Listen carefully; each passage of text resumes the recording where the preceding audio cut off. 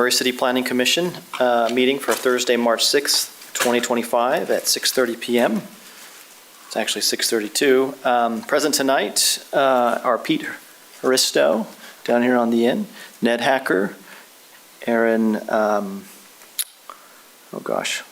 Aaron Hildreth, sorry. Myself, Michael Richards, Peter Kling, Jake Pearson, Aaron,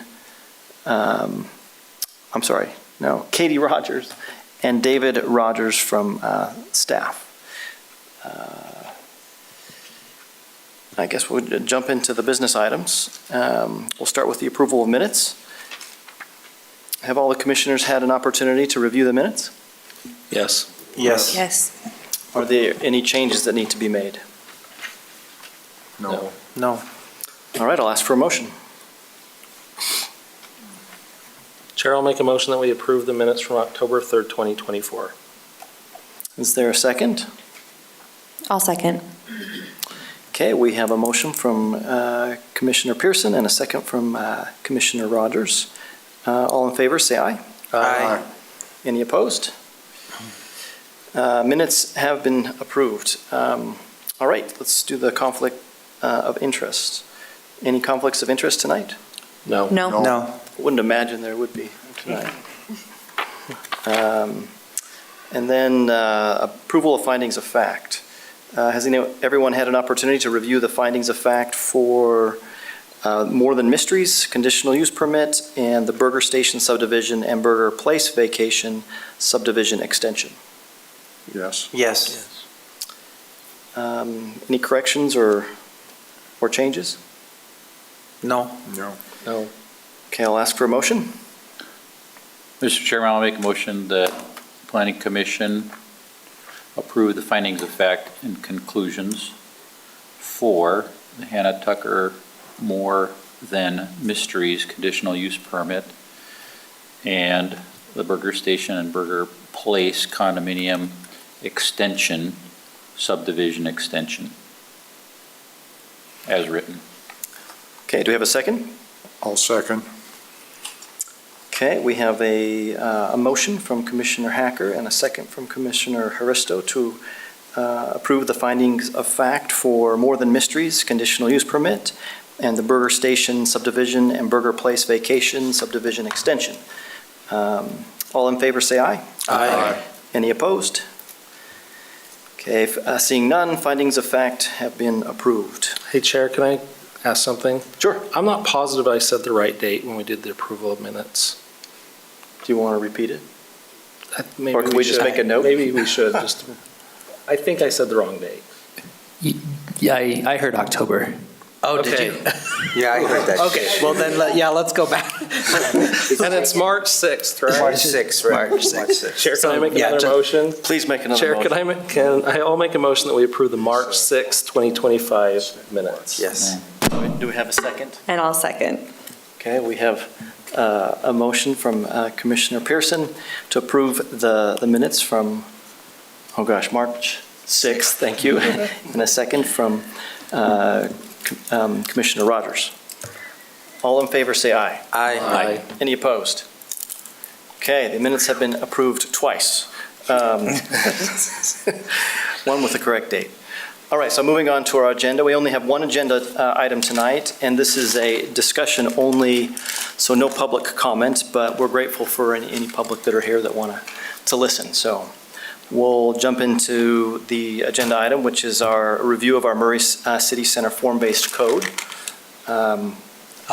Yeah. Go ahead. So thank you, Chair. This is, just a discussion item. So I've invited our consultant, Mark Morris, who you have no doubtedly remember from other discussions, to just come up and we can, I provided the whole draft of the document so we can kind of go through it. Some of you have lots of questions and some of you may not, I don't know. So I'll kind of turn the time over to Mr. Morris to kind of start us off. Okay, if we can get it up on the screen, we'll see.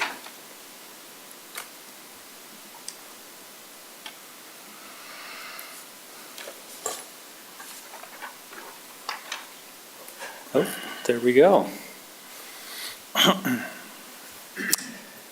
Okay, great. Thank you, Zach. And Michael, it's good to see you as the chair tonight.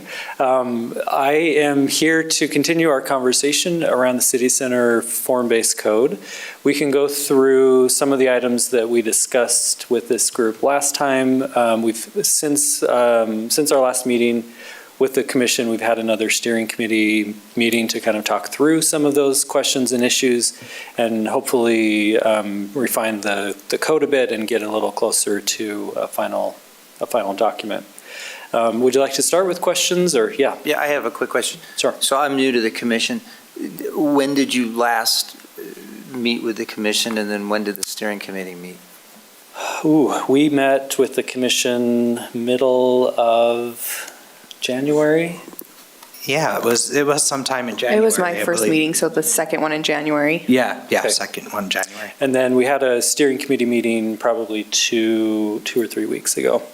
So, and Michael is on that committee. There are two members of the city council. Staff are in that group as well. Thank you. Okay. Any other questions before we start? We're feeling good? Why don't you just On go over anything? why don't you just do an overview, and then I know I have some questions, but maybe Okay. you make an initial Okay. summary. Great. So the form-based code we've been working on drafting began last summer. And at this point, we're at kind of final draft stage of that process. The intent is to kind of solicit input and feedback, questions, kind of final revisions to the document tonight. I've got a list here of things that we've updated that we can go through. I know, Jake, you had a few questions last time. We've got some updates and revisions on that. So I read through them, so that was great. Thank you. Oh, okay, great. If I can get let me try my mouse and see if that does it.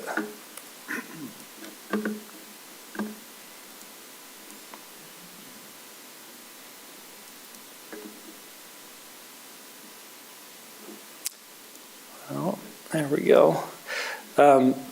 So a few changes that we've made to the document. One of the questions, we had talked about street trees a little bit. We've swapped out the hawthorn, which there was some maintenance concern about that.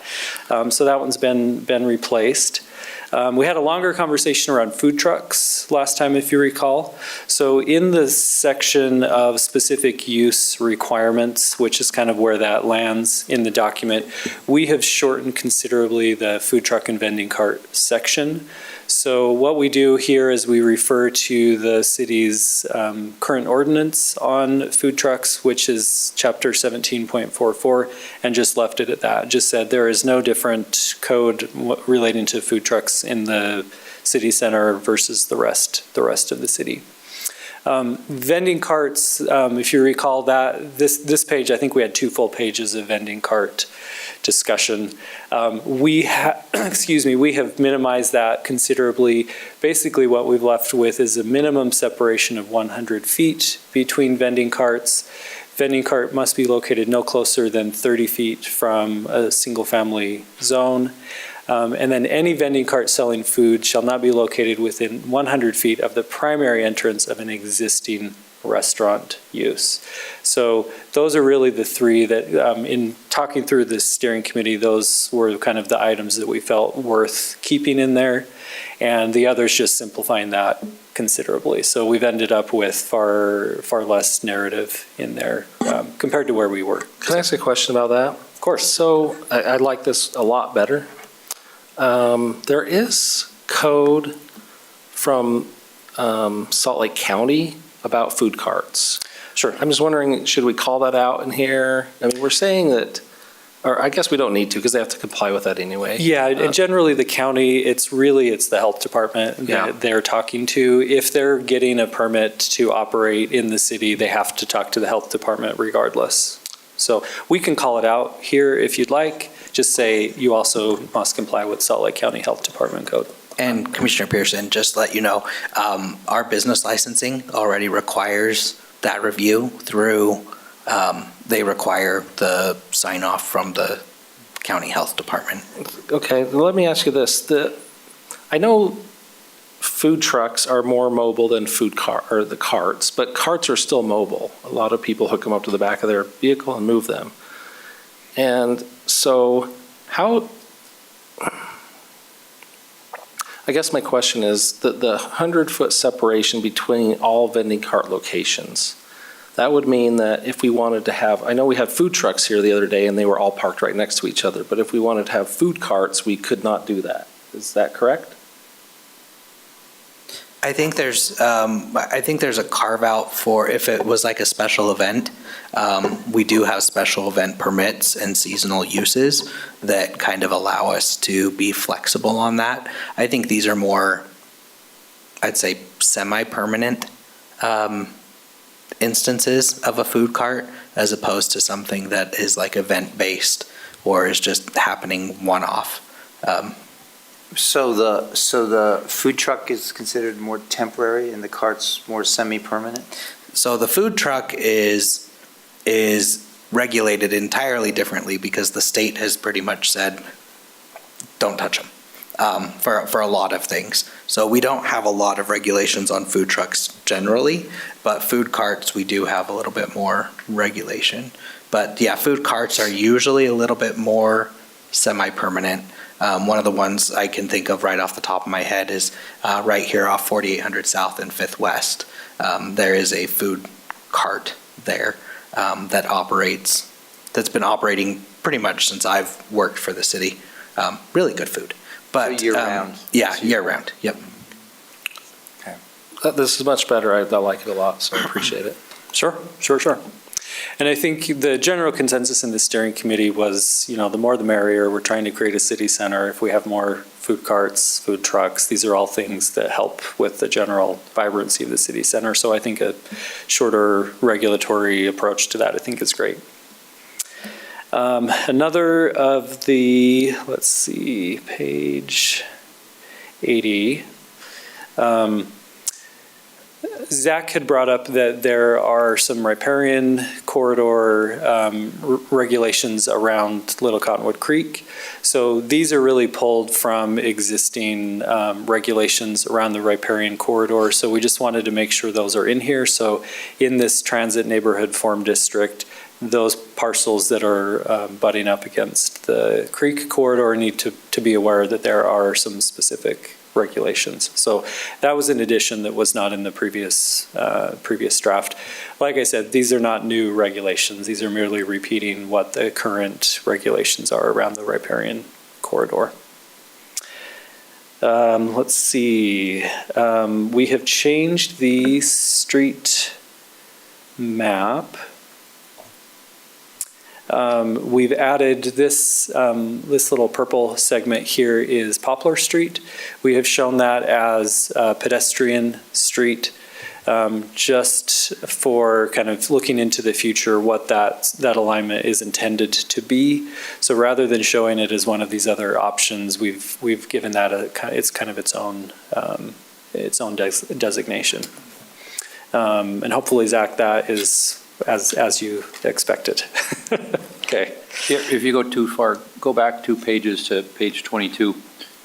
Prohibited uses, I didn't see it the first time. Number 6 there on the bottom of H6, drive-through facilities. Correct. Prohibited in all of the form districts, which is something that this group through the years has stressed we didn't like them. So that's good. I like it.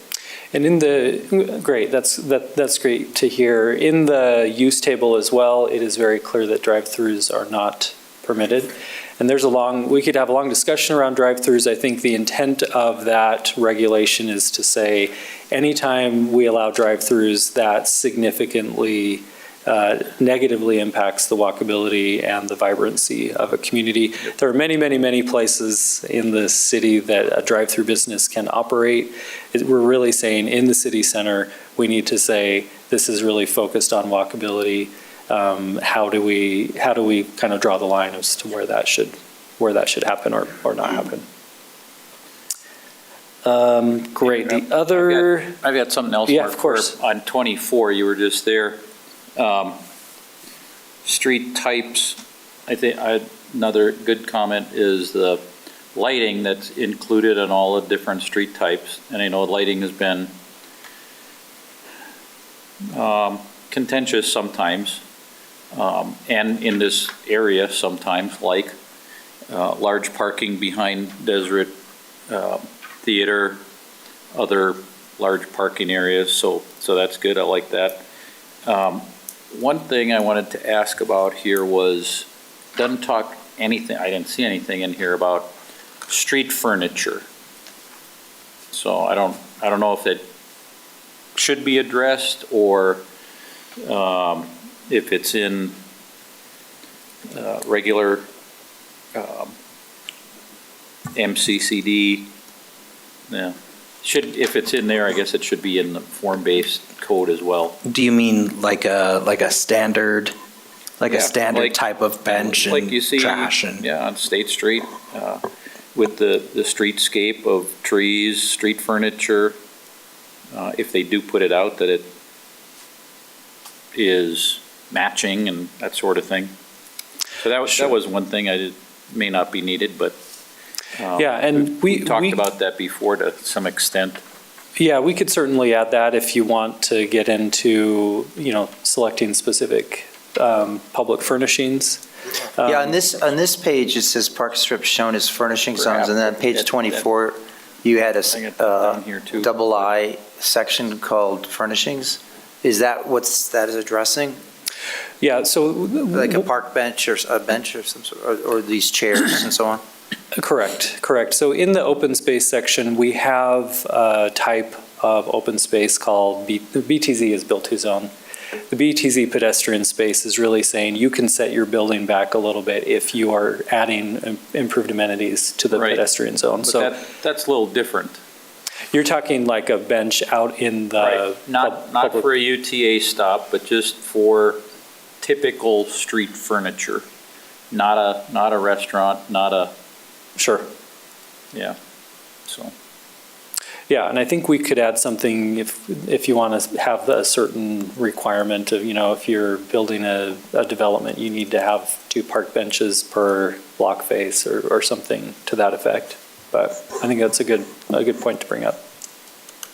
And one more about that same section on 24, the street types. Through this whole form-based document, I saw bicycles, I think, specified once, and that was in parking. But I don't see anything on bicycles, bike paths through this area, and I know there are some, or ADA. As far as access to buildings? or- Just addressing it. Anything that is built is going to have to comply with International Building Code and ADA requirements. So the form-based code, these aren't construction requirements that usurp International Building Code or anything. Okay. We can add more text in there to say, ADA is, Given. yeah, I would say. What about bicycles? So we have a section on bike lanes that say there are several existing master plans for cycle infrastructure. The code itself, we don't have anything that says, here's what's going on in the right-of-way because the city already has a transportation document. So anything in the streets section is really about the pedestrian zone, so anything behind the curb, what is required of the developer. And Commissioner Hacker, part of this is that, so there's a separation in responsibility for Murray City when it comes to streets. In some cities, planning and zoning and that deal with a lot of street typologies and, what those streets look like. In Murray, a lot of that is handled through the engineering division.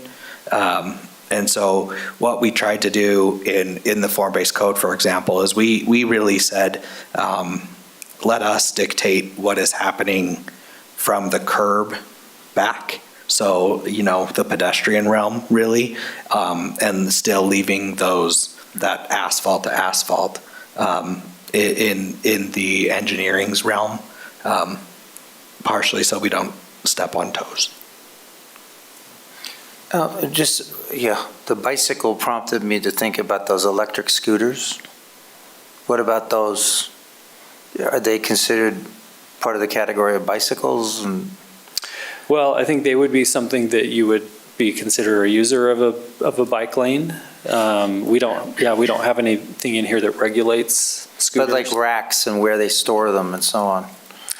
Sure, we could add something in there that has some recognition of how do we separate bike rack storage, bikes from scooters.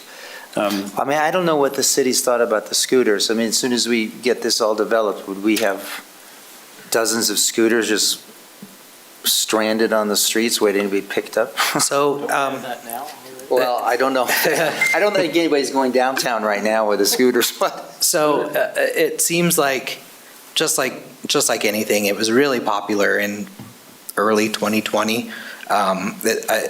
They're still pretty popular in touristy areas, but I think their appeal has kind of not necessarily died down, but it has kind of gone down. The city did have an opportunity a while back. This was over 5 years ago.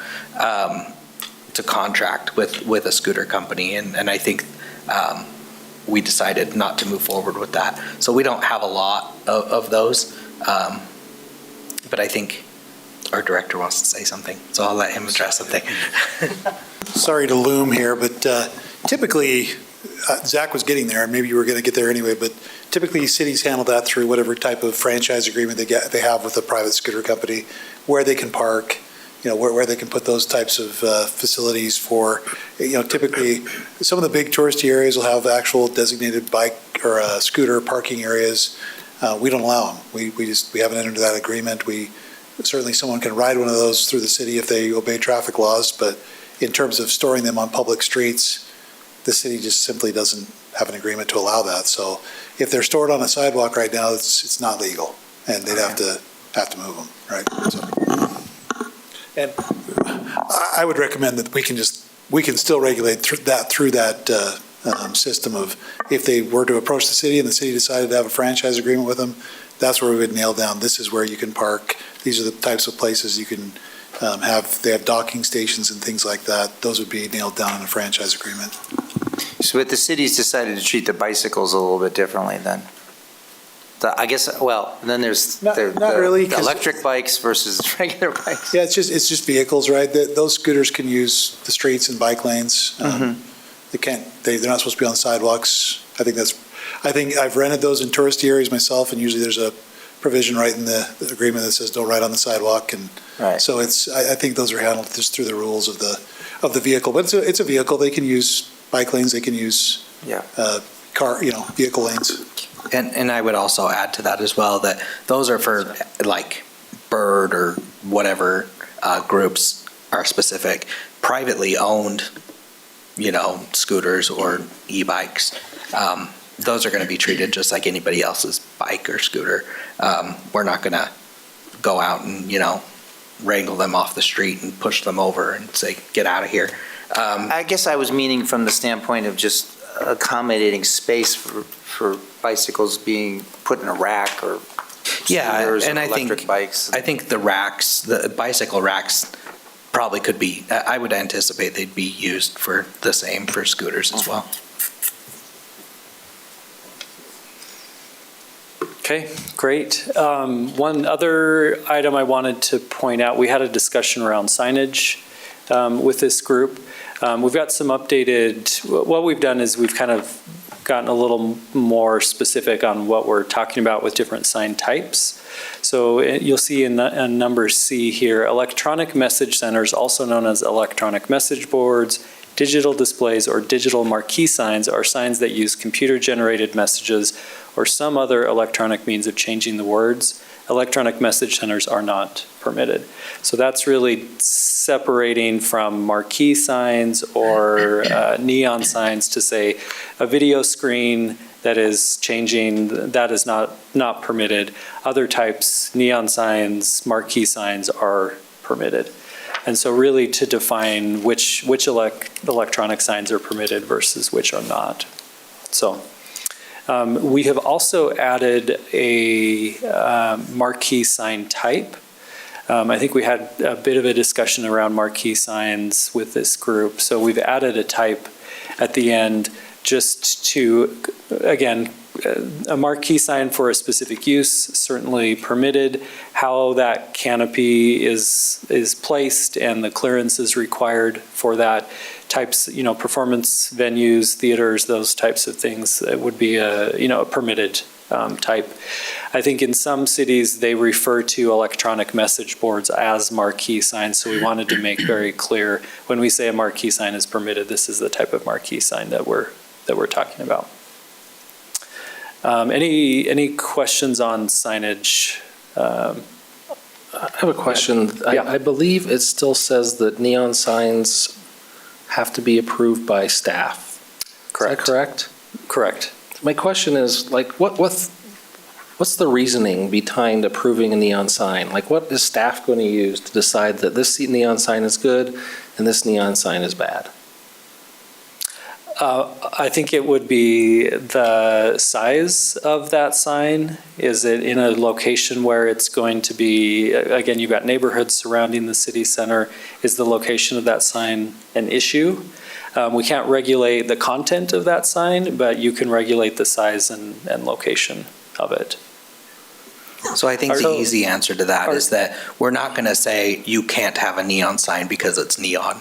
We're going to say you can have a neon sign as long as it meets these, the way the Supreme Court did it is time, place, and location. So if it's meeting the standards of the size of it, that way we're just seeing it, and it meets the size, time, place, location, and all those the size of those. We'll be looking at that, not necessarily saying, oh, here's two signs, and one's neon, one's not. Oh, we're going to approve the not neon one. I guess my concern is if we're concerned that the neon sign may be an issue, we're leaving that decision up in the hands of one person that's objective, completely objective, and we're not having a committee, we're not having a group, we're having whoever happens to be at the desk that day decide, oh yeah, that's great, I love that neon sign, or I don't. And so I think if the city thinks it's an issue, then we should have it come before the planning commission, or if we're fine with just putting some rules around it, we should put some rules around it. Sure. I think the challenge here is that any one of these types of signs could be a neon sign. So nowhere in here are we saying there's a specific type of sign, design that is approved or not approved. We're really saying here are placements of signs where we've got wall signs, we've got awning signs, we've got hanging signs. Any one of those could be a neon sign. And so rather than saying the neon sign is a completely separate sign type, what we're saying is that that type of sign is permitted with some review. And again, it's the placement of it. Because a neon sign can broadcast light differently, a wall sign that doesn't have any, I agree with what you're saying. Yeah. I agree that there could be concerns. My Sure. concern is, you're leaving it why up leaving to that up to just a single staff So- member? I would also add that even if it was allowed for just a single staff person and they didn't agree with that, in the administration section, there is an appeal procedure that they can appeal that up to, I think, the Architectural Review Committee, and then they can actually appeal that even further to the Planning Commission if they disagree with I agree, our but interpretation. I guess I'm more concerned about them approving something. I agree there's an appeal process, and if they say no, then they can appeal that, but what if,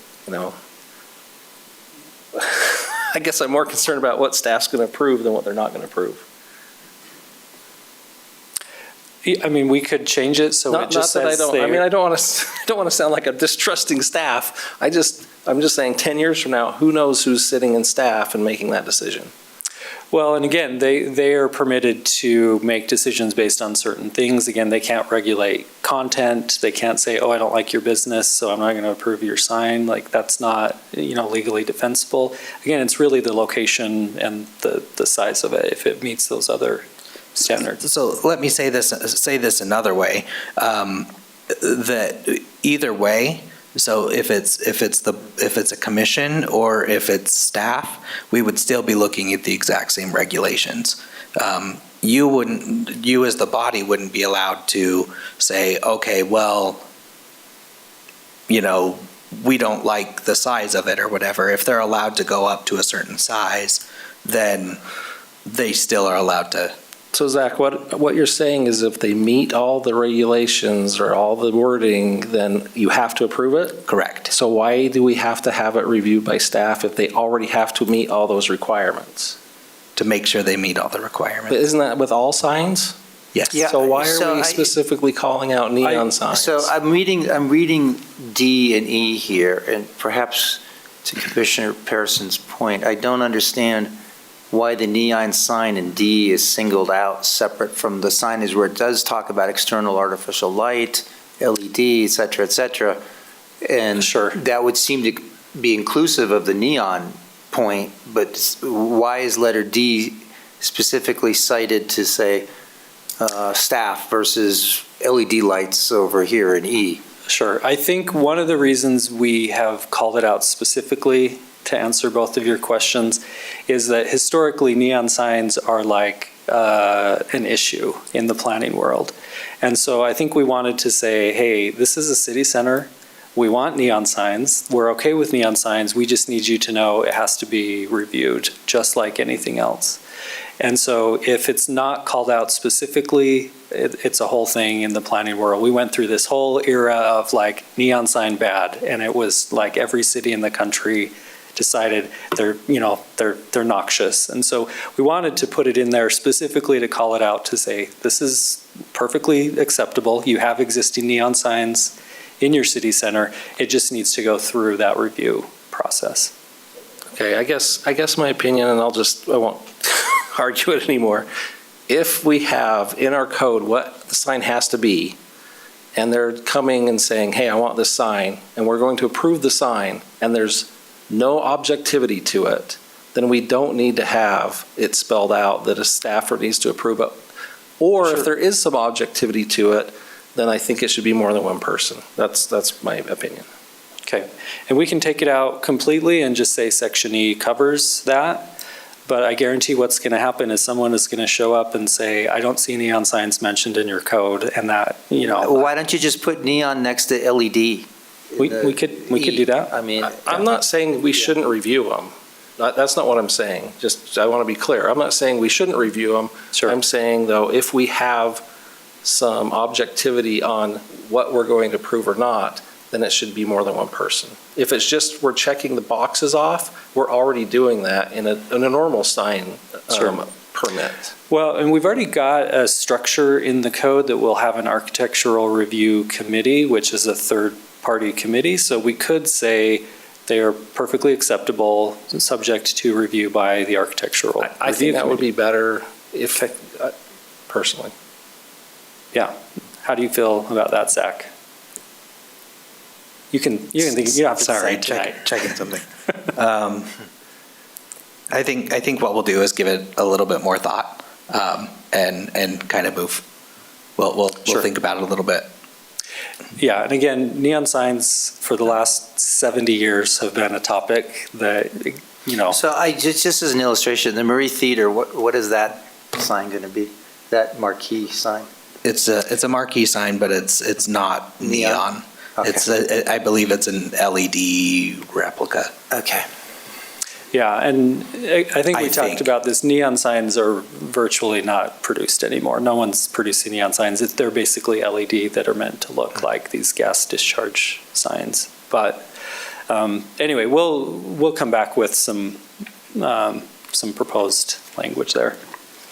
Great. The other things I wanted to call out, what we have done in all of the tables in this document, I'm not sure if you noticed in your review, is we've basically given each column a color so that if someone is reviewing this and they know which form district they are looking for, they will see that color in the document, just for clarity, so they'll know I'm always looking in this yellow column. We have also added in these retail sections, service section, if you recall, we've got another page of lists of uses and tables, just so if someone is looking at this neighborhood retail, they know to refer to that next page, which I think, Jake, that was one where you were saying this doesn't make sense, that this page, what are these tables versus these tables? So just to make that a little bit more clear where someone can go to find those lists. So.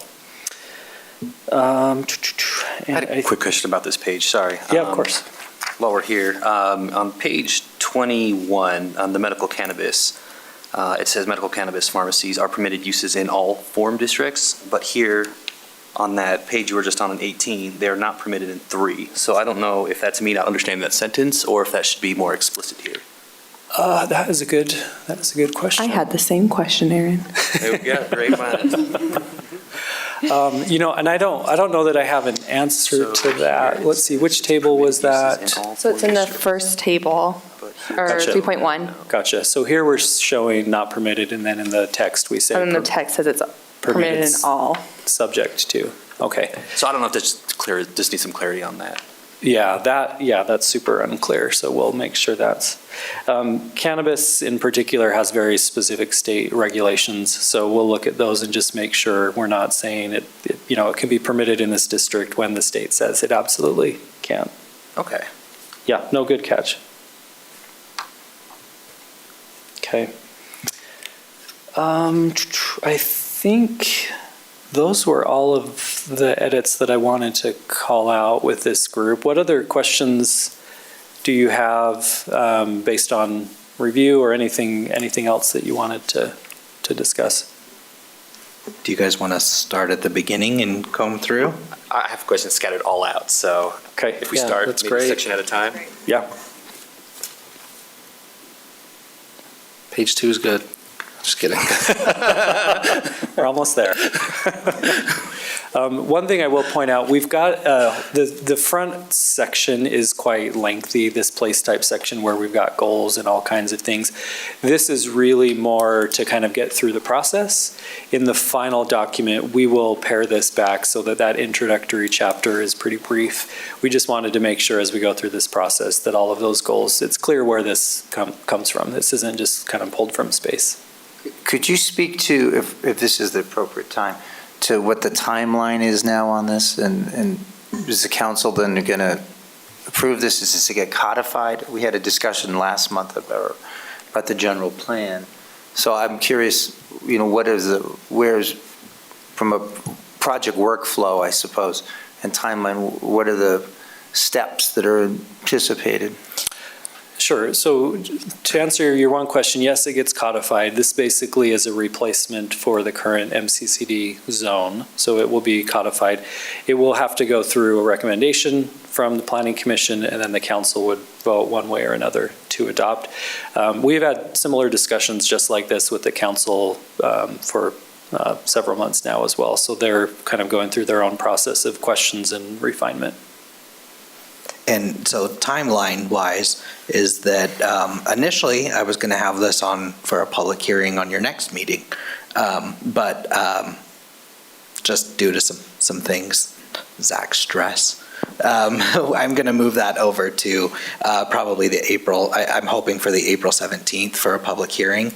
I felt like that gives us a little more breathing room, especially after tonight's conversation, to give Mark some time to draft up any changes and get those questions answered.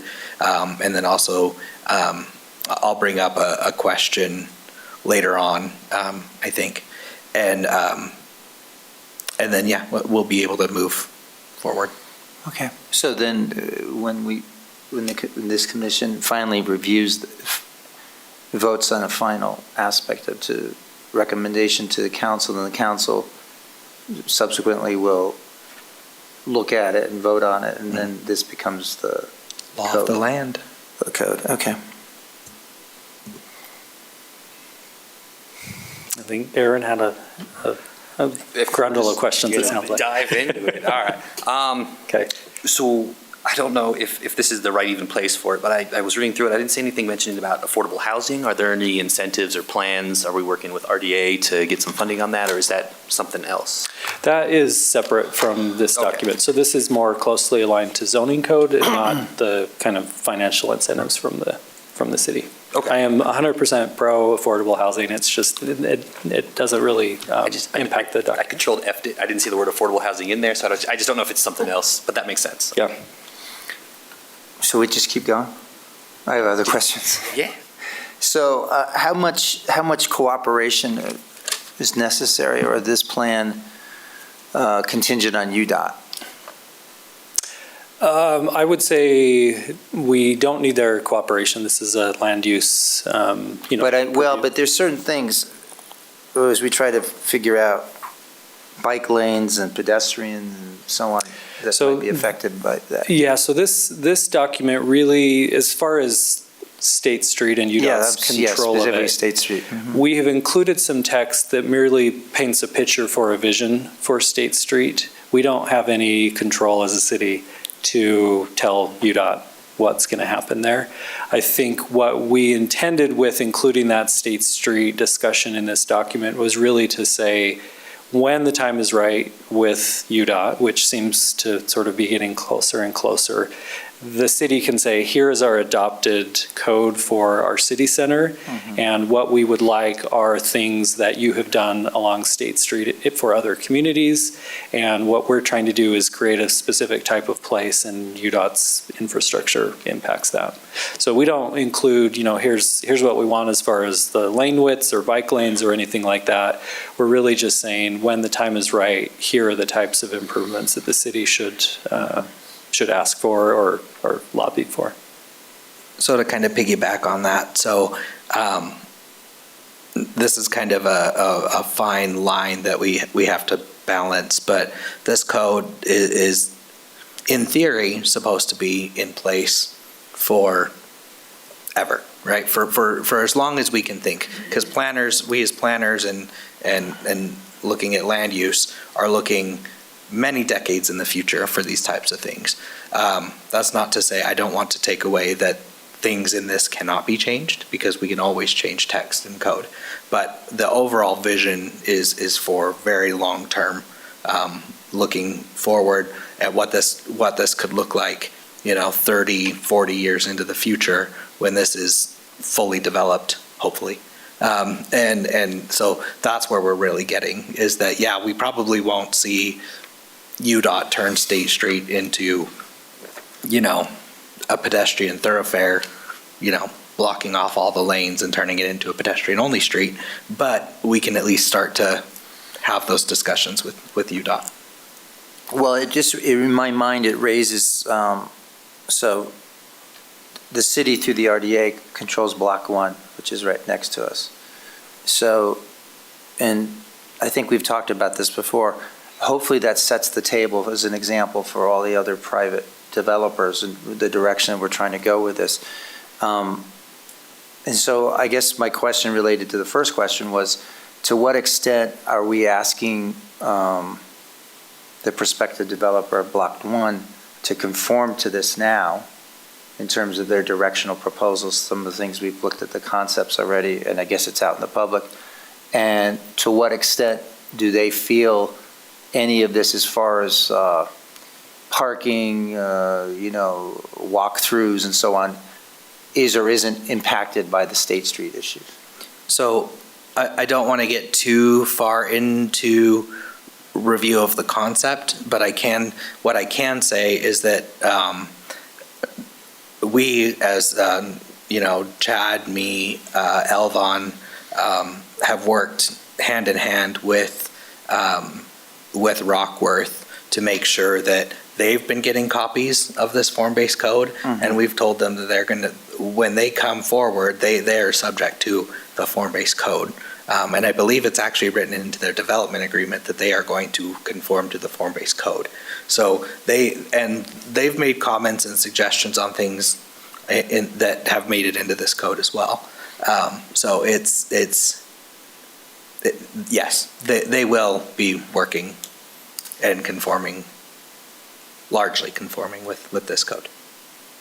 Okay, so that answers the next question I had, and maybe it's just an affirmative response that a developer, as far as Rockworth specifically, understands how to create a proposal specifically to the direction we're taking with this. Okay, check.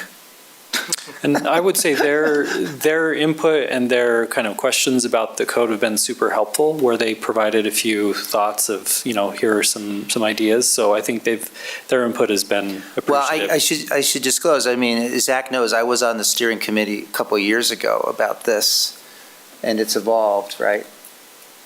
He was on the steering committee for the downtown strategic plan portion of it. Gotcha. Yeah. But I thought we discussed form-based code then. You discussed recommending that we do the form-based code, or create a form-based code, which is what we're doing. So here we're we checking the are. box. I was just wondering if I was in another century when we were doing this discussion. No.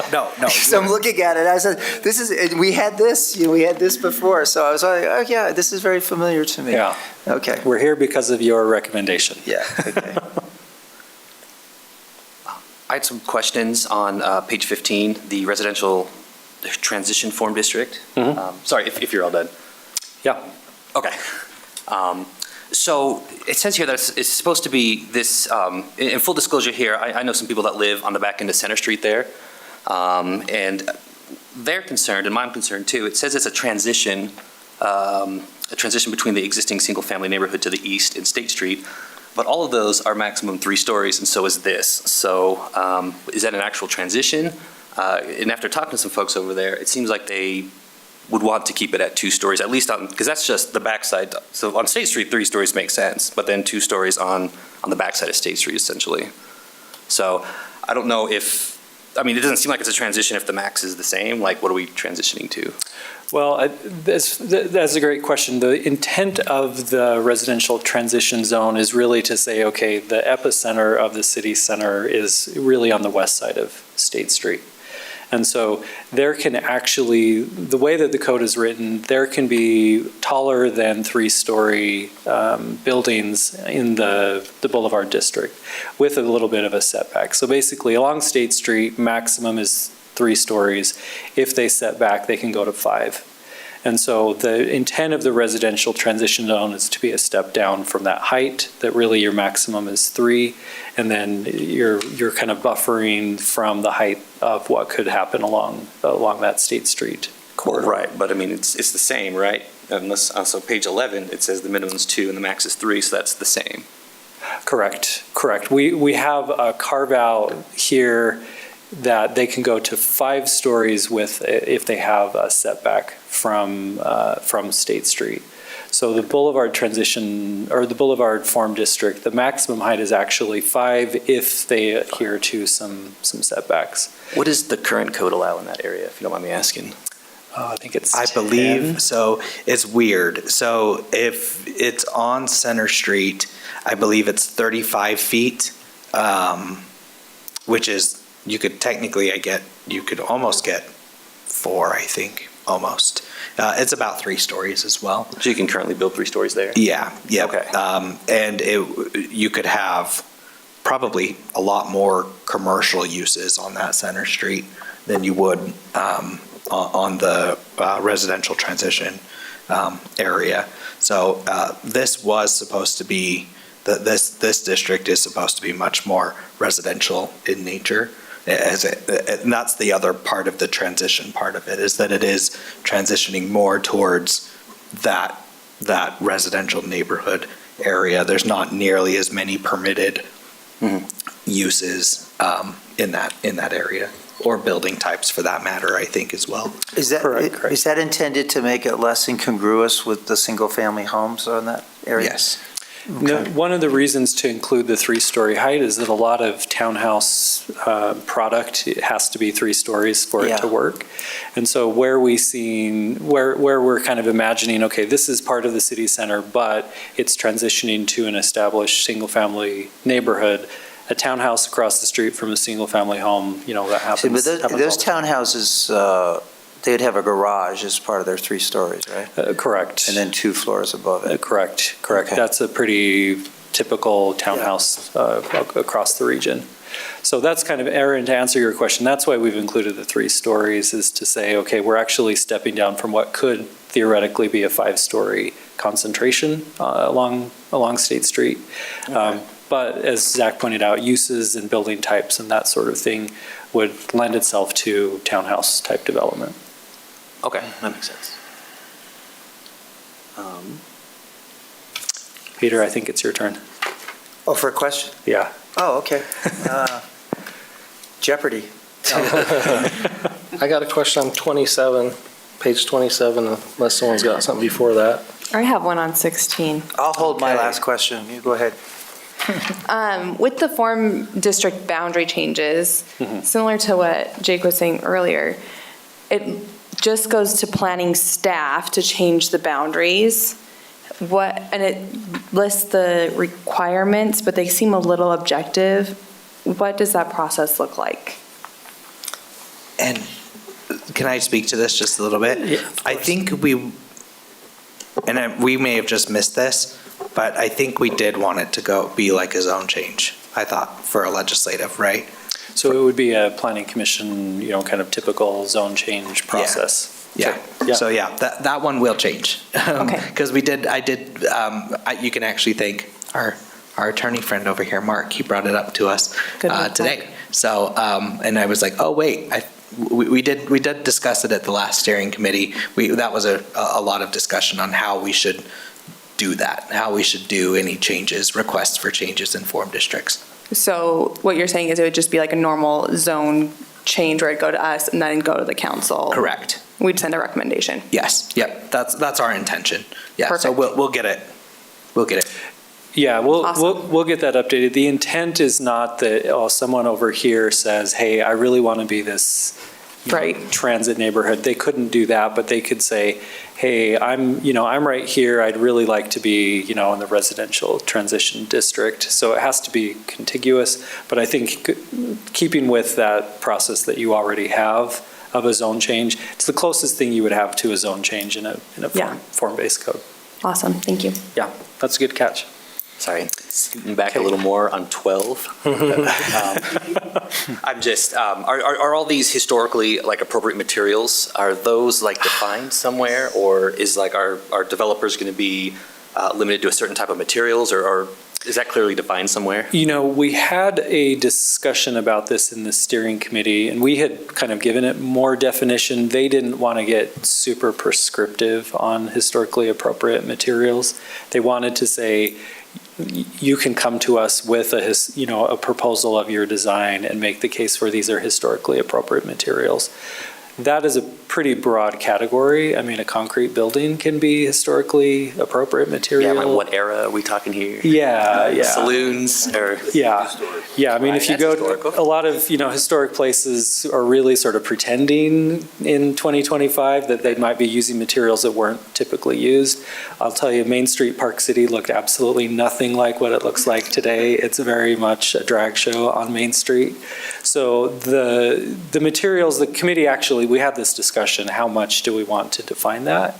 And so I think the materials, that's kind of why we've left it open to say, make the case that it's historically appropriate. As long as they're meeting, the spirit of, we want something that feels like it fits in with the existing building stock on State Street. Okay, so they'll pitch something and then it'll be approved or not. That's what I'm hearing. Correct. Okay. Correct. Yeah, I mean, They- this has been a topic of much discussion among the public for many years now, particularly in this area here with folks wanting to preserve buildings that are not really viable any longer. Sure. And when one refers to historical context, if the buildings no longer exist, there's no reference points anymore. And so this goes to a question that I had was, which tends to blend into this, was, is there room for the aesthetic, design materials, a palette of some sort that we would like people, because form-based code indicates an aesthetic to it as well, not just the construction. I think this starts to get at it, but I was curious about what the thinking was with the steering committee regarding that. I can understand we don't want to be overly prescriptive for developer, but on the other hand, there are, going across the county, there's real contrast in terms of steel and glass that looks like it's going to be just looking good for 20 years. It's the trend of the day versus something that has a more classic kind of design. And the Holiday, unfortunately, I guess we have the same developer looking at this Block 1. What Holiday's done, it tends to be something that more people are accepting of, even though the previous Holiday looked nothing like that, right? Sure. Similar to what you were saying about Park City. So my question is, in your steering committee and previous discussions about this, what's the back and forth, the pros and cons and so on, and being able to include something more specific regarding that here? Yeah, I think the steering committee mostly was concerned about the historic feel along State Street, to say we're not going to be super prescriptive, but we want something that feels historic to what State Street along in Murray City Center was historically. Beyond that, form-based code doesn't typically get into architectural guidelines. It's really saying, here are your setbacks, here are your heights. So a perfectly modern building like City Hall can fit in with a form-based code just as well as anything else. It was more that the committee really was wanting to make sure that State Street felt historically appropriate, where the rest of it was open to, design and interpretation by private property owners.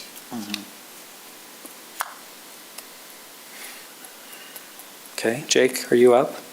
I don't know. I'm at 27, page 27. Okay, I like Anybody got that. anything before that? 26. Yeah, nope, do it. On page 26, a couple quick ones here. On the stormwater management, the low impact development, it says encouraged. Is that defined somewhere by state law? I looked it up, and I don't know if I'm getting out of my element here. The Division of Water Quality Standards, I guess, is something that's defined by the state. Is that what this is referencing to? It's really saying, there's a whole regulatory world around stormwater, low impact design, encouraging it in the document. We're not going to get into, all of that in this, but there are other things in here that we encourage too. I think green roofs are encouraged. Other types of practices are certainly recommended. I think if a developer is standing up here and is trying to impress you so that you feel warm feelings about his project, he's going to say things like, we're using low impact design, we've got a green roof, how they are. They want you to be happy about what they're doing. I will say that also as part of engineering in our stormwater, there is a state requirement for a certain percentage of the project to retain/detain their own water. Okay. And LID is one of those recommended things. So it's weird. Land use and that is kind of weird. So that's kind of being addressed in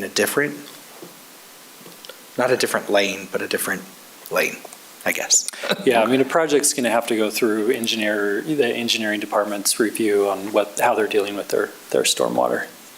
Okay, and then a quick question about the trees. Yeah. So these trees, are they grandfathered into whatever they have? Does this come when something changes? What triggers the event? And then I would assume then, I guess, if they're developing something, would the city provide the trees or would the builders put the trees out there?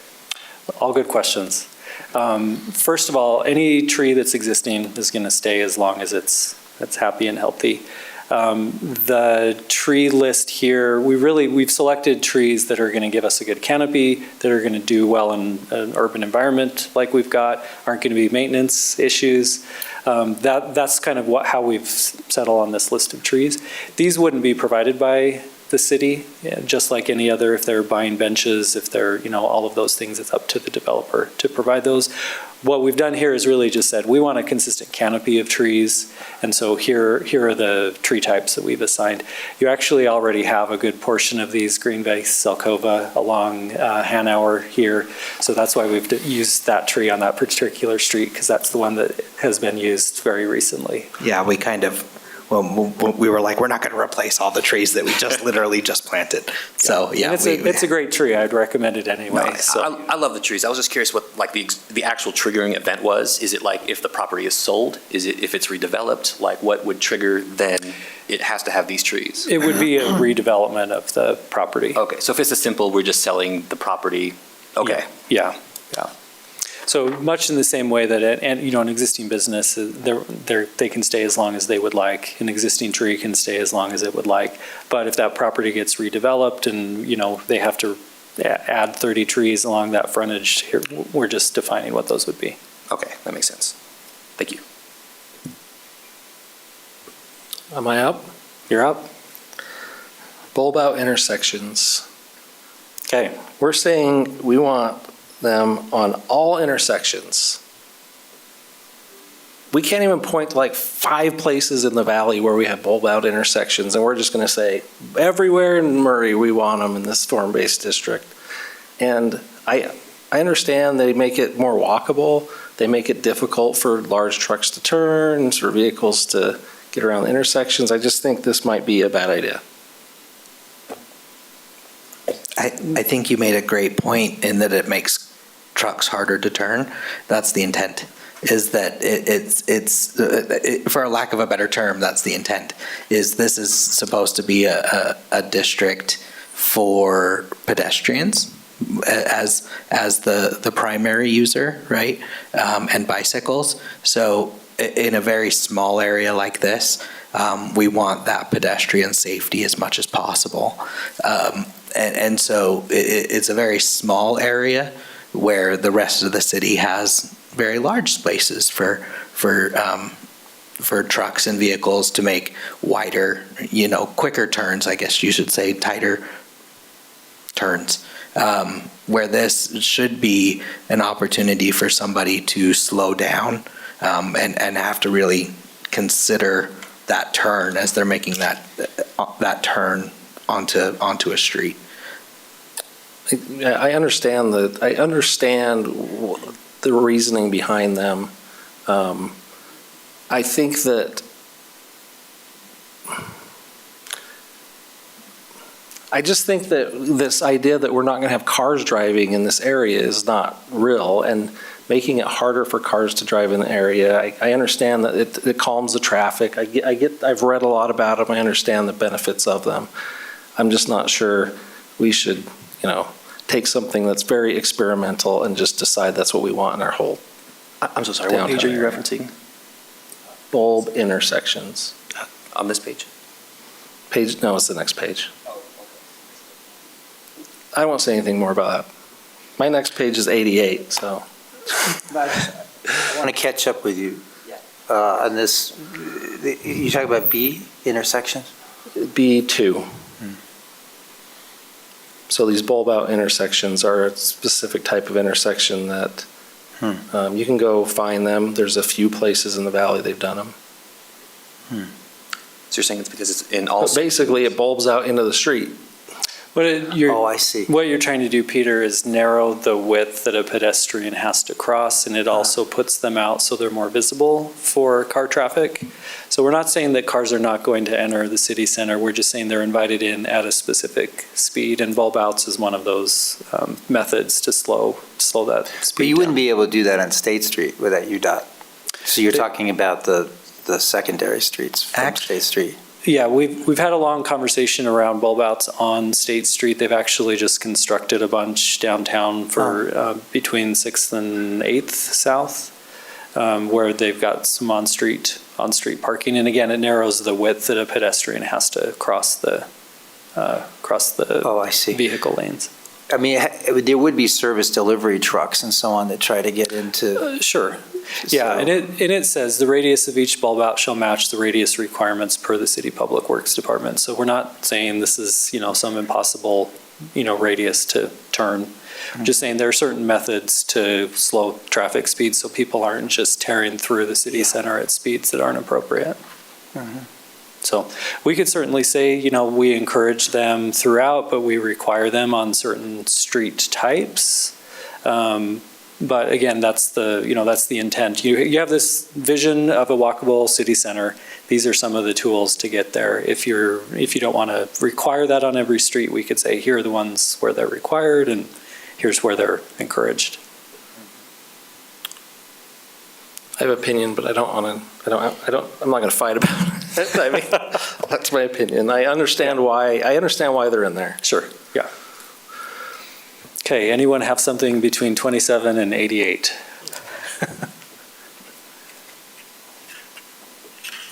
My question was about, I saw something in somewhere here about town square or open spaces or pedestrian gathering. How does that work? As far as Well, open spaces? like or- we have this space outside of City Hall here, for example. Sure. And there's pocket parks mentioned and some other things. Town Correct. Square, I'm looking at page 70. Oh, I'm moving in Jake's direction here, page 76. Yeah. 77. So I'm trying to understand how that, I'm trying to envision the practical application of that, especially around here. Sure. So this section basically is giving definition to different types of open space. So a developer comes in and says, I want a pocket park. We've got some parameters to say, well, here's what the city would like to see. Like for Block 1, for example, if they were to say, hey, we want to build a town square, here are the dimensions and the requirements for the form of what that would be. Okay. Does that make sense? Yeah, I'm just trying to visualize how that would work with some of the concepts I've seen, but. Sure. I think the ones that you're going to see most frequently, this BTZ pedestrian space is super common, where if we're saying, here's your maximum setback, developer says, well, actually, I want to go 10 more feet back from the sidewalk, but the reason why I want to do it is because we're building a restaurant and we want this really great space. Allowing for those types of open space is built into the code to say, we encourage that. We know that bringing the buildings up to the street is important, but if we're pushing them back for a specific open space type, that's encouraged. The others are a little bit, they're larger type spaces. A park with a soccer field. You may or may not get that in the city center. That's a pretty large amount of land necessary. Very for, small soccer field. Yeah, so. I have a question about the open space, and this is Sure. form-based and just like a general zoning question. Can we make requirements for a minimum amount of open space in each district? Can we say there needs to be this, I don't even know, square footage of open space so that there is open space? Is that Yeah, in the plan? Is that an That is option? a good question. It is an option. As we were developing this, we have worked with other cities that have been operating with the form-based code for some time. And we found that in Clearfield specifically, they said, do not give a percentage, an open space requirement. What you end up with is these kind of sad little leftover spaces that are of no use to anybody. Okay. And the developers came back and said, this is a huge problem for the way that we're trying to make these spaces work. And so they said, don't add a requirement in there for those open spaces because it doesn't really achieve what you're after, which is having, high quality open space in these districts. One thing that we could consider is what they do in Clearfield is they pay a fee in lieu of open space, where they contribute a certain amount into a fund that then the city takes and builds, a soccer field or a town square. Okay. So that could be a requirement that could be added to the code. So you are contributing to it, but you're not ending up with kind of the leftover parts of a parking lot, which is kind of what Clearfield was struggling with. And I would add that we do have something similar, not specifically for the downtown, but we do have it's called a park impact fee. So every new home or dwelling unit writ large is assessed a fee when they apply for a building permit that gets put into that park impact fee fund. And then the Parks Department actually utilizes that to develop new parks, because it does specifically say it has to be for new park facilities. So Okay. they can't use that money for like improvements to Murray Park. They have to do it for new park open space. facilities. So Is that, Zach, is that impact fee fund, could it be, if it's a unit in the city center, those impact fees have to go to a new park or open space in the city center? Is it that specific, or is it just citywide? it's just citywide right now. But that is something that maybe that's a discussion that the city council can have, is that maybe there's, that, and I'm just spitballing, I haven't, thought this through very much, but maybe there's a different fee assessed for properties, commercial and residential, in the city center that then is reinvested into the city center, kind of like your fee in lieu. But I haven't vetted that anywhere. That was just an idea that just popped into my head just now. We would have to kind of talk to the council and see their appetite for something like that. Okay, so then you said Clearfield said don't do percentages. Are there areas that they didn't do the percentages and they still had plenty of open space, like it worked better? Have we seen, is there somewhere we can look at to see an example of that? Sure. I think one city that we've talked about with this group is Mill Creek, Mill Creek City. Their city center that they're developing is all using a form-based code. Okay. And that was one where the city itself went out and purchased land and said, we want to have this really incredible, I don't know if you've been to Yes, their commons. yes, it's awesome. And that was kind of a big driver of the town center, was that the city was we're going to invest in this really great open space. And then, they followed up with lots of development around it. Okay. So that's something where Mill Creek kind of took the initiative and said, we really want great open space in the town center. We don't want it to just be all buildings. And So they did it themselves. they did it themselves, yeah. And I think, you have space here. I think it's certainly not the size of Mill Creek Commons, but what they also did was they said, we have to program this space. We're going to have events. They have, the facility to have, food and music and all the things. And so I think that could be something where the city says, well, we're going to take a certain course of action with open space. I think the way to do it in perpetuity is really to say there's a fund where new development is benefiting the city center, that you're getting that open space requirement in a different way, if that makes Okay, sense. that makes sense. So, Why don't we program it ourselves? Have we talked about that? Yes. So it's just been a little bit of a slow process. The Parks and Rec Department did start to do some programming last summer with varying degrees of success. If you remember, we had a Santa Claus event during a planning commission meeting. That was fun. Yeah, you stole candy canes. So they are starting to. It's just taken them a little while, and I think their hands have been full with their three big projects, which is the Armory, the theater, and the mansion. I can say with confidence that those will start winding down and start to take over their own lives. So yeah, specifically that one I don't have. They're working on it. They are doing a really good job, and they do know the mayor's made it a priority to get this more programmed. Just take some time on figuring out what to put in here.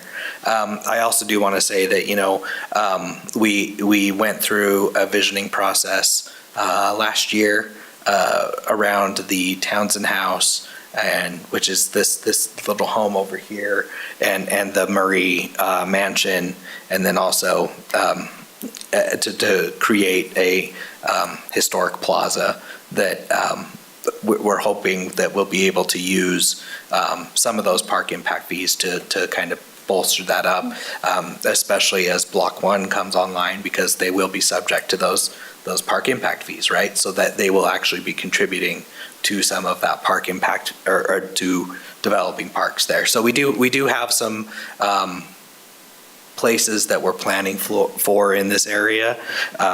Also, we have a Parks and Rec master plan that calls out for new spaces throughout the downtown as well. So. Awesome. And Mill Creek had an existing organization that was already programming a bunch of events. And so they didn't really, I mean, they weren't starting from scratch. They were really saying, okay, we're hosting these events all around the city. Yeah. Why don't we bring them into the Commons and really make it something? So that infrastructure takes a while to develop. But I think if you have a vision for that, I think that's a great case study to follow, kind of how they program their spaces. And I think one of the things that Maurice had a little bit of not an issue, but just some difficulty with, is that we hold so many events in the park. So what else can we do, right? Or what do we pull from the park to generate here? Right. And does that upset a bunch of people because we're taking it out of the park and moving it into a more urban environment? So there's a lot of balancing that we have to do when it comes to those types of events and things like that as well. And to Zach's point from earlier, we talked about modifications to the form-based code. In the code, it spells out, okay, there will be modifications made to this code. 2 years down the road, you'll realize, oh, we need to change a little bit of this. Clearfield went through that process. They had adopted a code. A year, 2 years passed, and they went through the whole process to pull out that open space requirement because it was gumming up the works a bit. So it's certainly something to continue to think about. How do we encourage that without putting in a requirement that's gonna cause issues? Okay. Thank you. Sure. Last question on trees, I promise. I just want to Talk clarify. about trees all night. No. I love trees, don't get me wrong. But on page 26, section 2B, it says regularly spaced at 25 feet.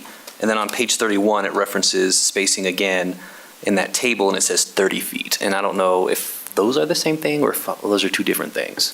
So you're comparing this and this table evenly spaced at 30 feet, and then where was the 25? On page 26, section 2B. And it says 25 feet down there. So I don't know. Gotcha. Okay, yeah, that, we'll sync that up. 25 feet and 30 feet are pretty standard on-center spacing for trees.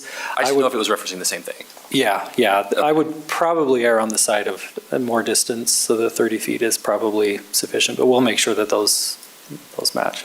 Cool. All right, I'm done with trees. Yeah.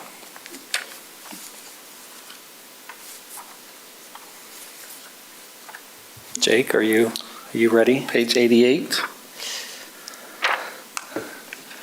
I think this may be worded a little different than last time. Okay. I'm not positive. But under 2A, general parking requirements, number 1 and number 3, I don't think are saying anything other than you have to comply with city requirements.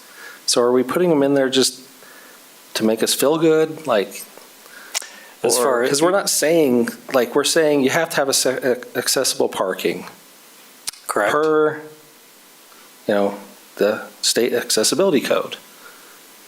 But they have to have that whether we say it or not. So we're just reminding them that they have to have it? Sure, and there's Okay. many things in here that we're saying, hey, cannabis allowed, but you need to know that there are other Okay. regulations out there.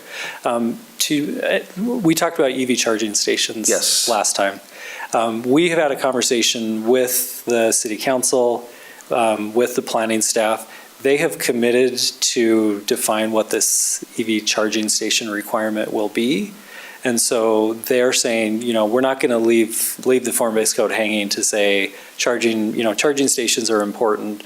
This is, we're not giving them any information what that requirement Okay. is because that doesn't exist. But they have at least committed to say, we will do the work to figure out what are we going to require as far as those Okay. charging stations go. And if any city council person ever listens to this or reads the notes, they need to realize that putting 2 charging stations in a parking lot doesn't really do anything. So I mean, it makes them feel good, Sure. but, you know, Well, yeah, you got to start somewhere, Jake. no, I get it. I understand. You basically just have people fighting over two parking spots. Sure, And, sure.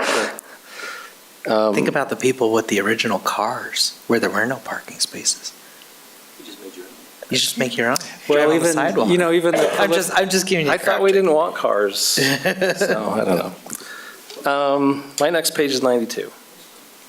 89, piggybacking on what you said on 89, because you just said the stated goal is to promote fewer cars. So I just had a question about the number of parking spaces there. Does that address that? Is that lower than what's currently, required, or as is far as, that making less cars downtown, I guess? as far as the parking requirements in this document, the parking requirements in this document are very aligned with the current MCCD parking requirements, Okay, which I believe are different than the rest of the city's parking requirements. okay. So eventually, the city may change what those parking requirements are, but what we didn't want this to slow down form-based code process. And so we've really said, let's use what the MCCD zone currently requires. Mine is page 92, but it's about parking. Okay. I think one of the ways you stop people from coming to your area is not having parking. And so Sure. I think having adequate parking is important.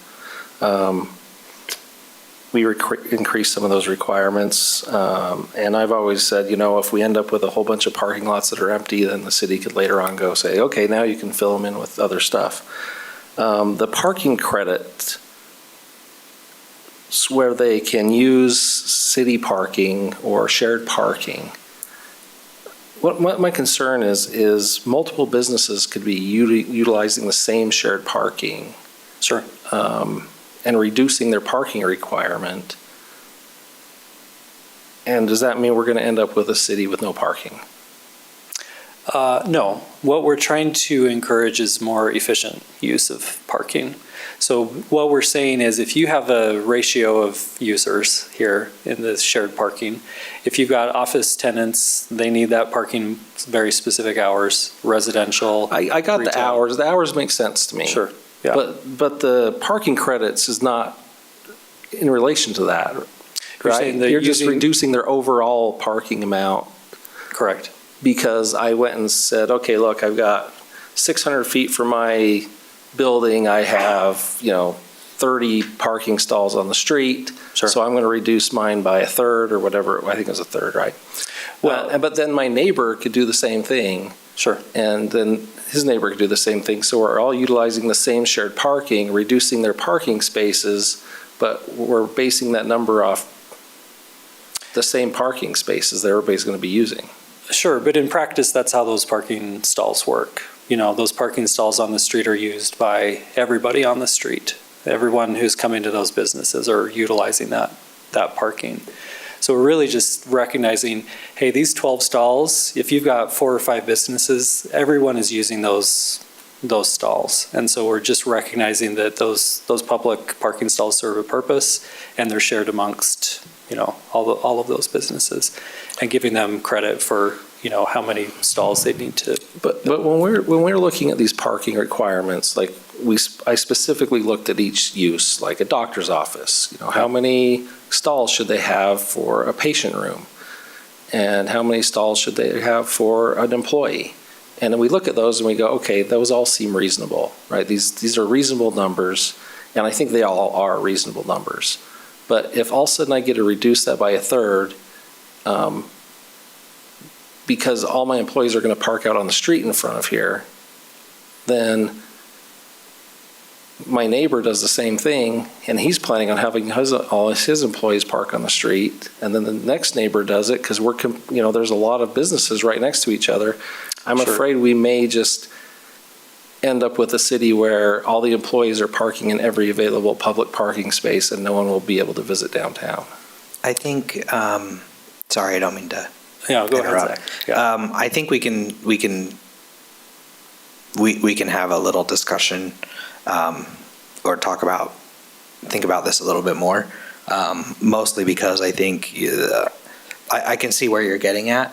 And I think there could be something in that there's a certain amount of users or I'm just not sure how that works out, and then I need to flesh it out a little bit. But I think there could be something like, there's a certain amount of businesses.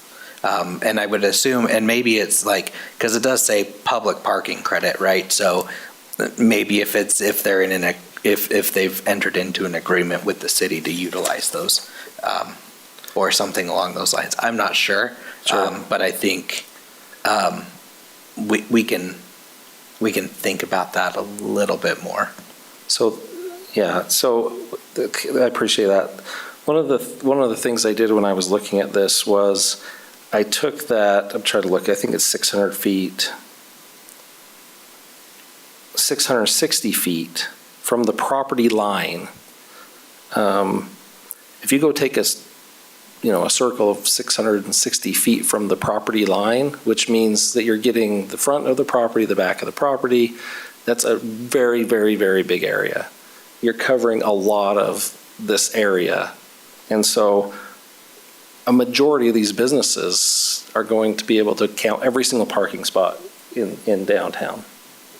I wouldn't go that far. It shouldn't go that far. It's I may be exaggerating a little bit, but go draw a circle of 660 feet. It's a big area. Yeah, and maybe would you feel more comfortable with something like 660 feet by walking? In a instead of a radius in 660 foot pedestrian travel path. Well, I think as planning staff, that might be near impossible to I think I'd feel calculate. better if it was. No, I do it all the time. I think I'd That's feel better if it alcohol was proximity like requirements. 200 feet. I think 200 feet would. I mean, I haven't done that, but I think Sure. a smaller number would reduce the overlap. Sure, and 660 feet is the size of one city block downtown. That's where that number came from. If you want it to be a smaller number, we can certainly adjust that. Yeah. But that's But if you have a building, if you have a building near, and you take it, you can take it from every corner, right, of your Sure. building. Yeah. A city block that way, a city block that way, a city block Sure. this way, and this way, and so. Well, and one of the reasons for, a reduction of parking requirements, if we have too much parking, what you end up with is Costco. You have a big parking lot, you have a big building. I promise we will not have that in this area. Well, that's what we're trying to do, is trying to say, well, we're reducing the parking requirements in certain ways, in targeted ways, so that we're not spending all, any dollar that a developer spends on parking, he's passing along to the cost of rent, he's passing along cost of commercial tenants. And so if we can reduce that even by 10%, that's going to help with having more of that project's cost go to, productive spaces like, more housing, more commercial, more retail. So that's the rationale behind reducing. So this grid, let's say, maybe mixed use isn't the right term for this, but rather than having a maximum capacity for all 7 of these categories, you're recognizing that there's going to be a rotation of parking with a smaller footprint because of the times of days and the types of businesses, and that the landlords are going to be thinking very clearly in terms of their tenants, this is what's expected, right? Correct. Is that the thinking? Yeah, it's recognizing that the capital required to build a parking structure, if you spent $50 million on a parking structure and it's an office building where that parking is empty for 16 hours a day, Yes. it's a huge waste. And so if we can say, hey, if you can make a case to us, it's being utilized by all of these different users, we're encouraging that. We want that parking to be utilized hopefully 24 hours a day. Chad had a... Quick interjection. I think one thing to remember is that the code is written is off-street public parking spaces. So we're not talking about street spaces. We're not talking about those parallel spaces that are on the street. It's off-street public parking. What we're saying is if the city comes in and builds some off-street public parking spaces, we want to give some ability for some of these businesses to take advantage of those spaces to count toward their parking requirements. So we're not taking a measurement of those on-street spaces that are in front of there. The credit comes from off-street parking spaces. So that's the key there. So we do anticipate that there's going to be some opportunity for off-street public parking space. We've got a few here now, right, with the various parking lots that we own. We anticipate that there might be more projects that create more off-street public parking spaces for the very purpose of what you said, Jake, which is providing enough parking so that this area gets used by people that are coming here for events and things. So I want to just make that distinction that it's not necessarily those street spaces we're talking about, it's Sure. off-street public parking. Okay, yeah, thank you. Thanks, Chad. Page 106 now. Okay, anyone have something before 106? Well, the good thing is I think we've kind of already talked about this, but Yeah. it's just the appeals process. And I just wanted to, I think we talked about it a little bit already, so I don't think we need to go through it much, but I think that, I'm not sure this is clear enough. I don't know. I just thought I would bring it up. Just the narrative in this appeal section, or Yeah, I mean, there was just so many places and there's less now. We've brought two of them up now where, the staff was making a recommendation and then there could be an appeal process. And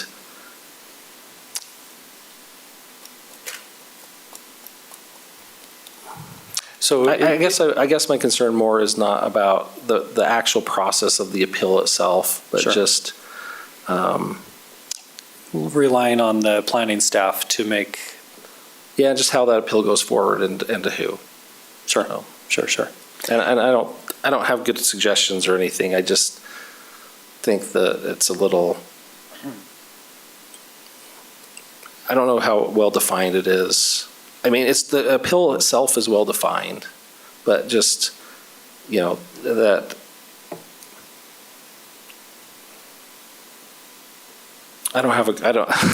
I'm sorry, maybe I shouldn't even have brought this up, but it's more about where the staff is making decisions and how that appeal process goes forward. Sure.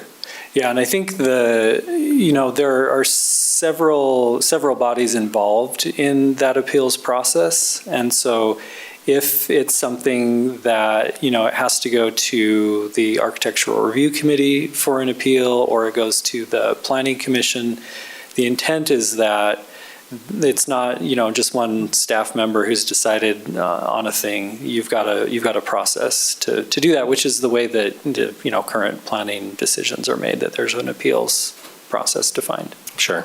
Yeah, that's all I have, I think. So I won't say anything else. So as part of that appeal process and conformance, is this the right document? Because I don't see any penalties. So should someone not be in compliance, is that defined elsewhere? Or, I mean, I know there's appeals, I get that whole thing, but so someone just says, what are you going to do about it? What's the remedy for that? Yeah, we do have an entire chapter of enforcement that kind of covers the whole zoning chapter. Okay.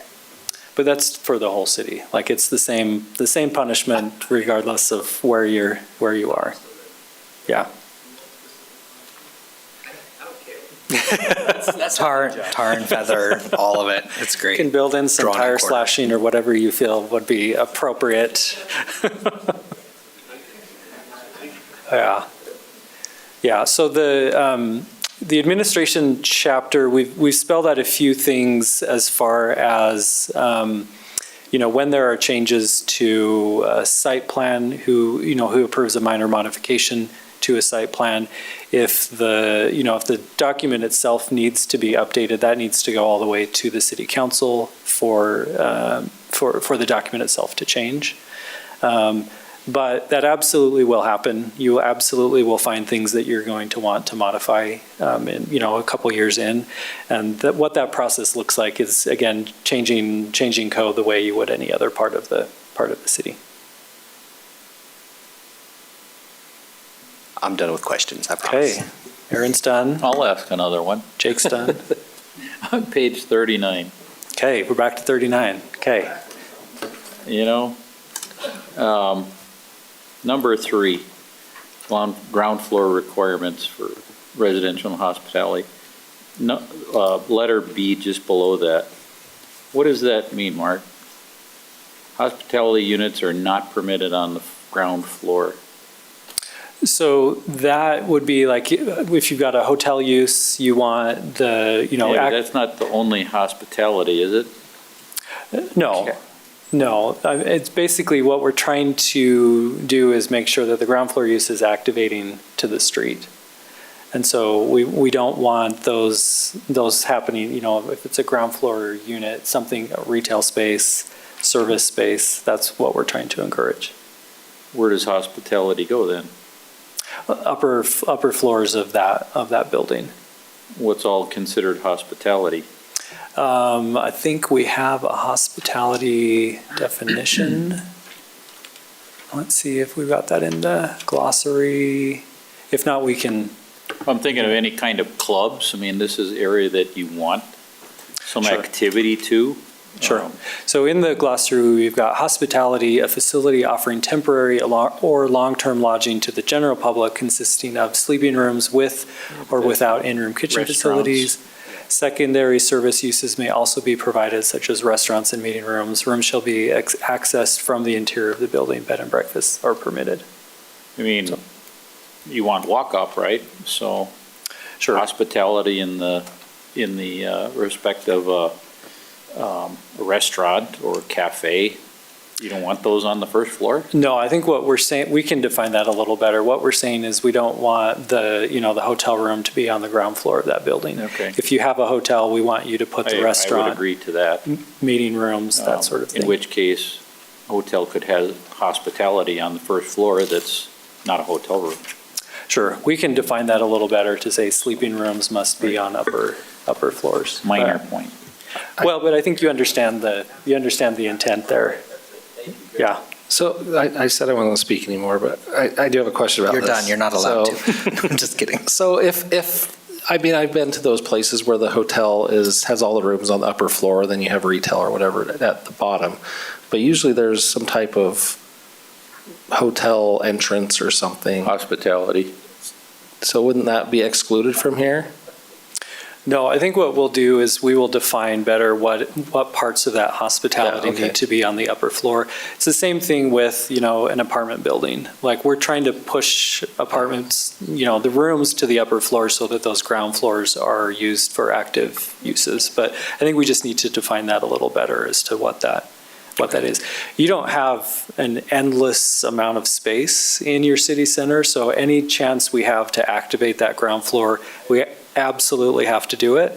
Otherwise, you'll end up with places, like Fire Clay, love it or hate it.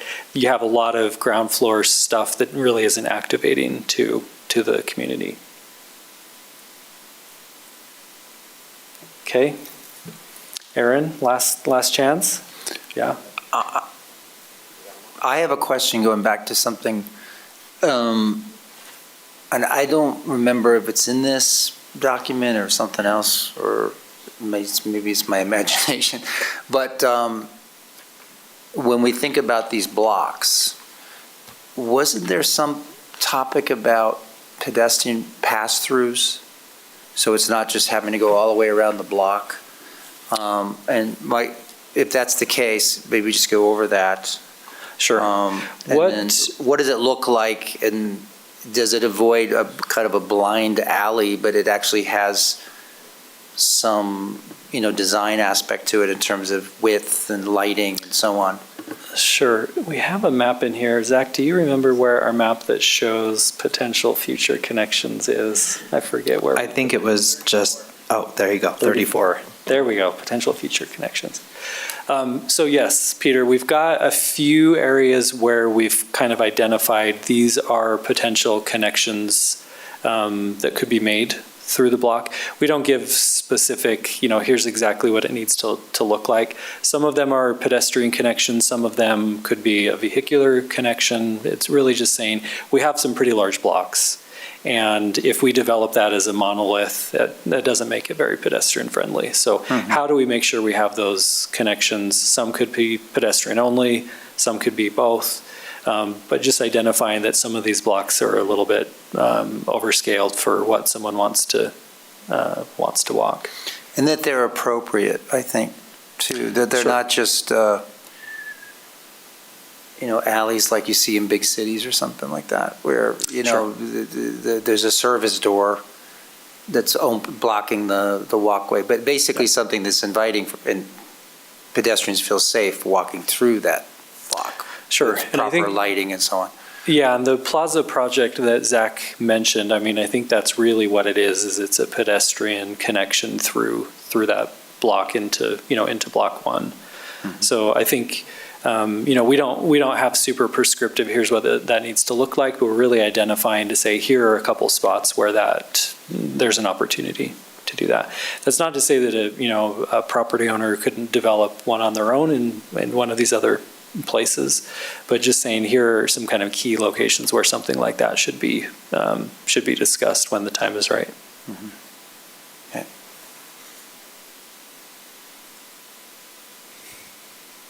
Okay. Any last questions?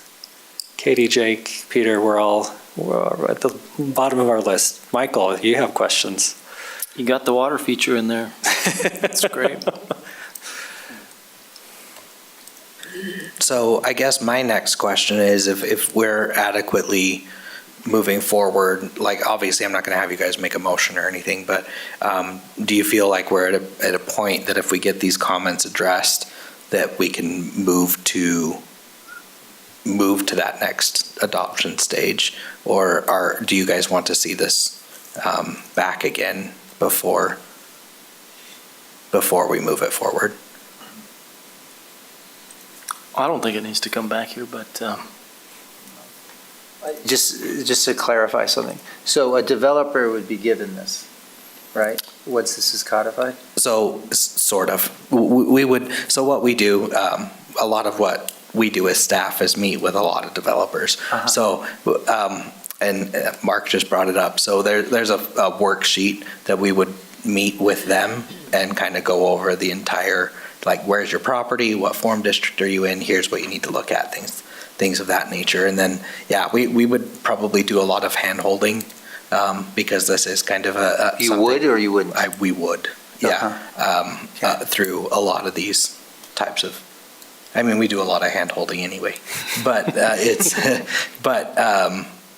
this one specifically, we would, especially, it's also a learning opportunity for us as well, because we would be applying this for the So first this time. worksheet would be essentially an introduction to a project Sort of. concept, and then you get more into the detail with everything that we've just been reviewing? I mean, Zach, then I to- can. Yeah, go for it. Yeah, the intent of the worksheet is to say, this document is 106 pages long. We're not going to give a developer 106 pages and say, good luck.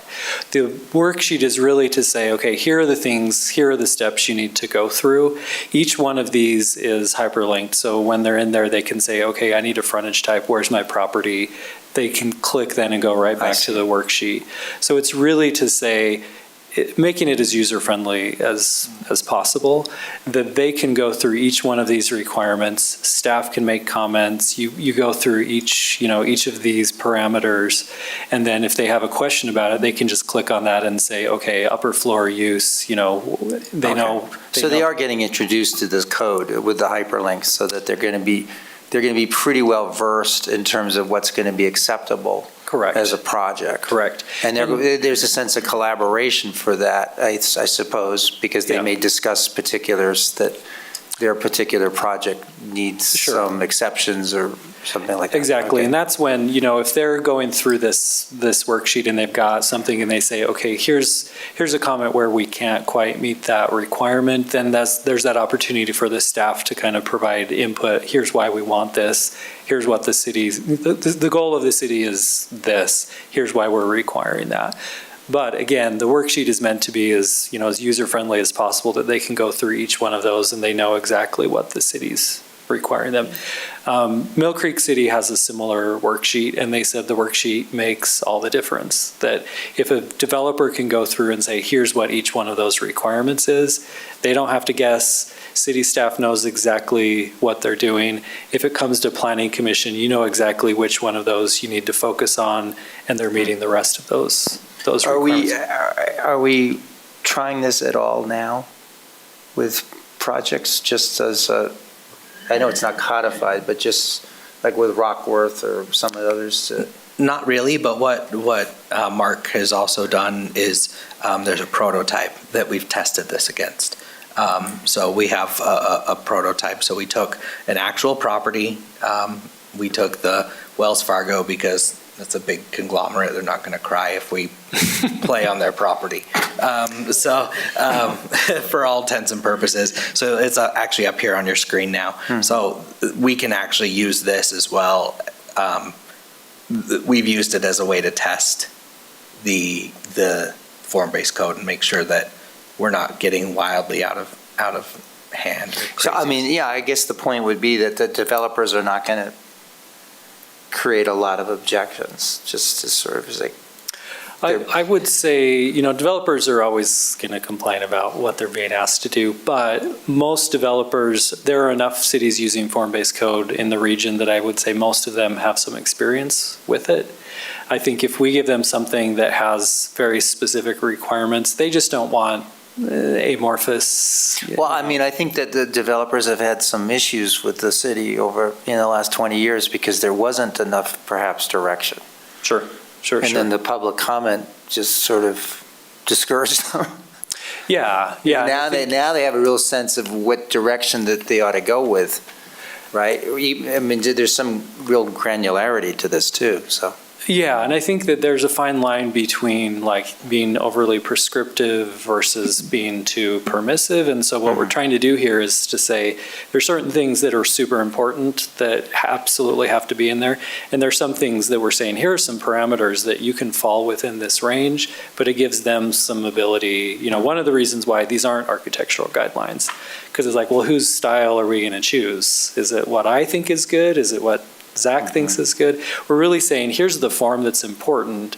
If you have a property owner who wants to build, a glass office building and it meets all of these requirements, if they love that style, then they can do that. But it's giving them certain allowances, but also saying there's certain things that aren't negotiable. Yeah, well, I think this is certainly an improvement over, the space and height requirements of the, previous 20 years or so, where Sure. so much could be done. This is more, I don't know. It seems to me that gives a better direction for a community-based pedestrian-centered orientation rather than just building height and setback and parking spot that didn't really accommodate any of the things that this does. Yeah, and I think that there are enough cities around that we can learn lessons from and say, okay, here are some things that should absolutely be in the code, and here are some things that you can kind of say, it's up to you how to determine that. But I would say most developers, I'm sure Rockworth has worked with form-based code in other cities as well, but the intent is that it's specific enough that they aren't guessing what's on the city's mind, that they say, hey, we fall within these parameters, we meet the requirement. Yeah. But again, this is a living document. You absolutely will find things that you say, hey, we need to go back and adjust this piece.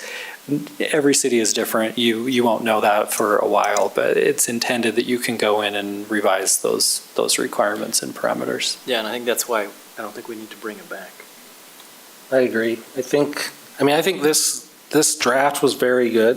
I think most of what we were talking about, we were nitpicking some stuff. So I think, if we could tweak some stuff, I think we could probably vote on it. And I think when we come back with, asking for a recommendation, I think we can go through, here's how we've modified the document, so you can kind of see where we've made some improvements. So Maybe you just want to prove it to make sure that things correspond, I guess, because there were a couple sections where some of the pages were a little misaligned in Sure. terms of the content. You can send it out as a yeah, draft. we'll send it out in advance, and you can have a chance to review it. I think Aaron has done a good job of finding our misalignments, right? Aaron, you're in charge of that. Reproofing. I did like where you highlighted in orange. I'll just compare, that's all, but I'll go through it again, yeah.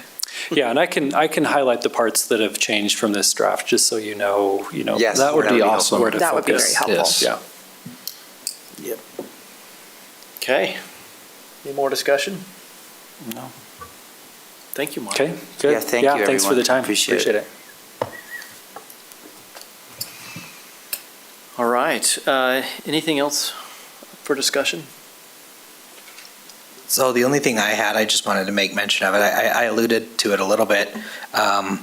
I was at City Council this past week, and there was a presentation, and I can't remember her name for the life of me, and I'm awful because I'm terrible with names. But she's Murray's marketing strategist kind of person. Erica, thank you. Thank you very much, Erica. She did a presentation on it's called Love, Murray campaign. So I wanted to just make you aware of that. I kind of alluded to it, our three main big projects over the past couple of years, the mansion, the armory, and the theater are all going to come online this year. And they're all going to come online rapidly. And so they are going to be doing a lot of temporary art installations throughout the downtown. She's shown some really cool things. So keep an eye on that. I'll see if maybe I can get her to come to the next meeting and kind of do another little thing just in front of you guys. That would be very enlightening. Yeah. I was on the Murray Arts for 6 years. Yeah. The theater was a main topic of discussion. Yep. And she just joined, I think, the city last year, and she came with a lot of really energizing ideas. Yes. It would be very good, especially as we tie that into what we're doing with MCCD. Yep. You know, so, and we've looked at the theater as really a catalyst for Mhm. entertainment down here after hours. So I think many of us are really looking forward to that. I also want to just say, I appreciate all the discussions and questions, and especially for me as new to catch up on this and understand that. And I appreciate people's allowing me to ask a lot of questions, even if they weren't on point. No, that's great. Okay, and that's all I have. We will have something on the 3rd. So yeah, that's it. Okay. Thank you, everyone. Do I have a motion to adjourn? Motion to adjourn at 8:23. Second. Okay, we're adjourned, and Zach said he's going to fix the clock. I am. I'm going to fix the clock.